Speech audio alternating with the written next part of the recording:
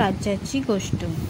एक होता राजा। एकदा त्याला माहीत पडले की आपल्या राज्यात एक असा व्यक्ती आहे ज्याचे तोंड पाहिले की दिवसभर जेवण मिळत नाही।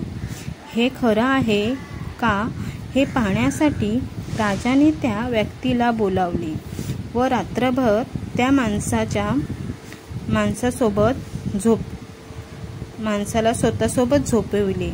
दुसऱ्या दिवशी राजाच्या मागे इतकी कामे लागली की राजाला रात्रीपर्यंत जेवायलाच वेळ मिळू शकला नाही। याबद्दल राजाला खूप राग आला।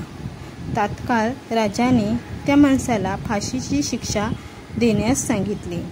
फाशी देण्याच्या आधी त्या माणसाला शेवटची इच्छा विचारली, तेव्हा तो माणूस म्हणाला, ठीक आहे, माझे तोंड पाहिल्याने तुम्हाला तर फक्त दिवसभर जेवण मिळाले नाही, परंतु तुमचे तोंड पाहिल्यामुळे मला चक्क मरण मिळणार आहे।